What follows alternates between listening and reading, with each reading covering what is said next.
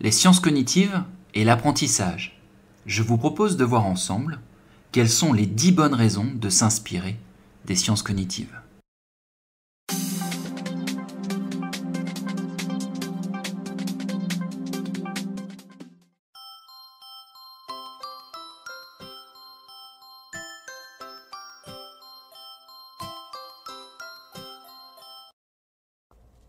La mauvaise connaissance des mots est la source première et cumulative de la difficulté d'apprentissage.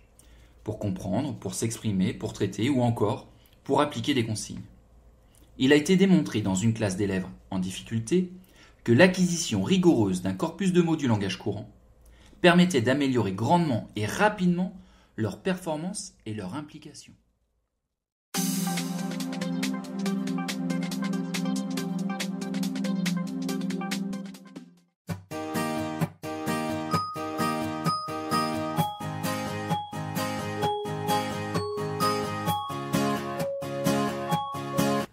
La gestion des différences interindividuelles est l'un des plus grands casse-têtes de la pédagogie de groupe. Parmi les nombreux paramètres qui y contribuent, les sciences cognitives mettent en particulier le doigt sur 1. La possession insuffisante de routines de base, en raison d'un manque d'entraînement. Par exemple pour acquérir les fondamentaux de la lecture ou encore le calcul dans les premières années. Mais les exemples sont nombreux et à tout âge. Le nombre des entraînements est toujours sous-estimé par ceux qui possèdent les automatismes. Leur absence crée un fort ralentissement dans l'exécution et une obstruction de la mémoire de travail. 2. L'acquisition d'une base de vocabulaire et de concepts par des stratégies solides de mémorisation. Négliger ces deux priorités, c'est contribuer à accroître les différences.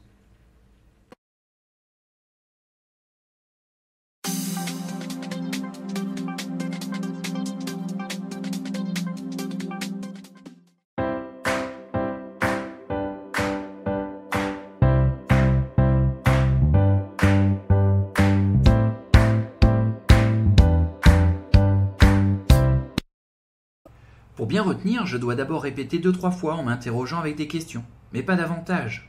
Et après réapprendre 2-3 fois plus tard de façon répartie dans le temps. Sinon tout s'évapore, dit Tom. L'enseignante. C'est bientôt les jeunes qui vont nous apprendre comment le cerveau apprend. Il ne sert à rien, en effet, d'apprendre de façon massée dans le temps. C'est une illusion de retenir. Après s'être assuré d'avoir bien compris, il faut reprendre les notions de façon étalée au cours des semaines et des mois. Cette technique est exigeante, certes, et nécessite d'être organisée. Mais c'est la seule efficace.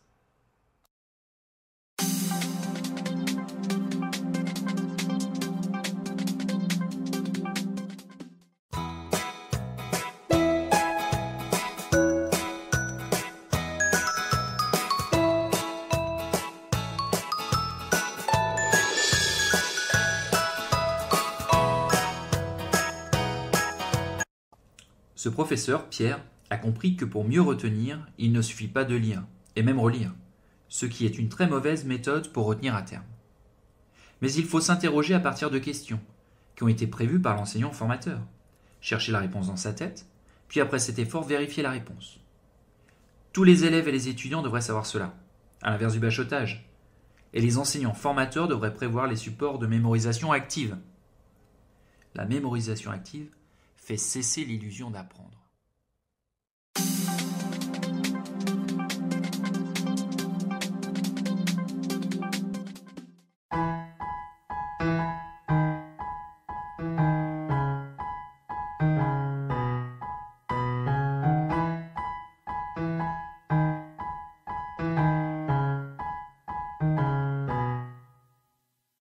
Oui, il faut d'abord savoir pour comprendre.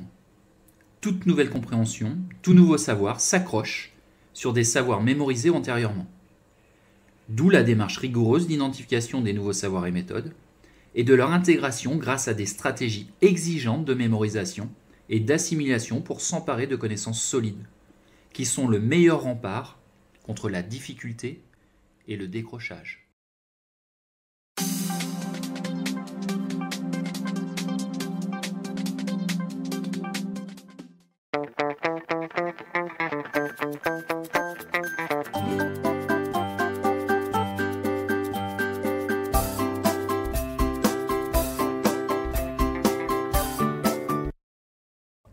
Si les capacités de la mémoire sont immenses, en revanche, elles sont limitées par deux paramètres dont on tient rarement compte en formation. Le premier est le temps nécessaire pour l'acquisition. Avoir bien compris, certes, mais surtout avoir repris plusieurs fois au cours des semaines et des mois. Le deuxième est l'impossibilité temporelle d'assimiler comme il conviendrait un nombre trop important d'éléments, les comprendre, les lier et les reprendre. En conséquence, il est du devoir de l'enseignant formateur de cibler les essentiels, afin de les soumettre à une exigence de qualité de rétention. Moins, mais mieux, pour construire sur des fondements solides de connaissances et savoir-faire.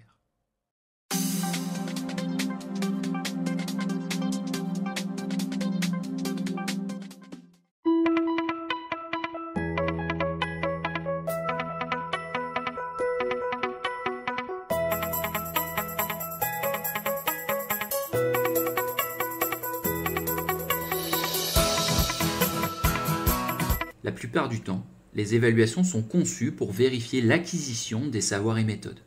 Mais que dire de l'importance accordée à l'oubli, qui opère très vite après les premiers apprentissages, à la nécessaire consolidation dans le temps, à la nécessité d'appeler en mémoire par plusieurs modes, en particulier indicés pour obtenir une photographie plus réelle de ce que l'apprenant sait et sait faire, à la nature efficace de l'évaluation comme mode d'apprentissage. L'évaluation est beaucoup trop réservée au contrôle et pas assez pour mémoriser. En conséquence, le résultat des évaluations est peu représentatif de ce que sait ou sait faire un apprenant à un instant donné. Revoir leur sens et leur modalité s'impose.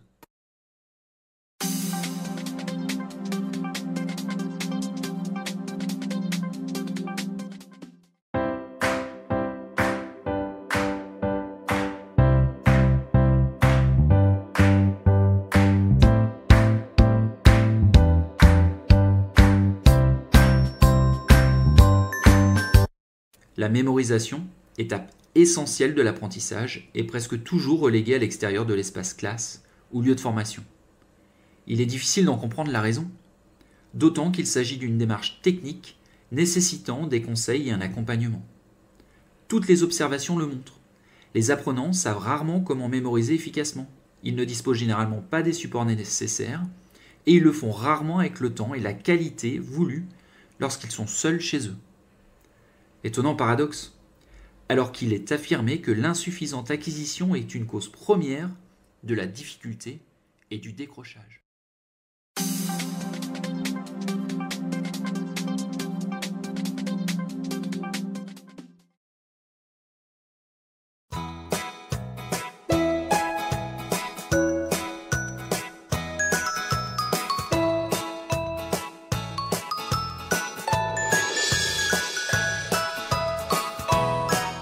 Quel enseignant formateur ne s'est jamais plaint de l'agitation de ses apprenants, de leur manque d'attention, de leur étourderie? Or, nous le verrons en semaine 4 du parcours, l'attention se développe, surtout avant et pendant l'adolescence. Mais tout comme pour la mémorisation, quelles activités sont dédiées à ce développement dans l'espace de formation, sinon des injonctions souvent vaines? Quelle formation des apprenants sur ce thème? Quels entraînements pour les capacités intentionnelles et la gestion des réactions inopportunes, qui sont pourtant reconnus comme le premier critère de la réussite scolaire?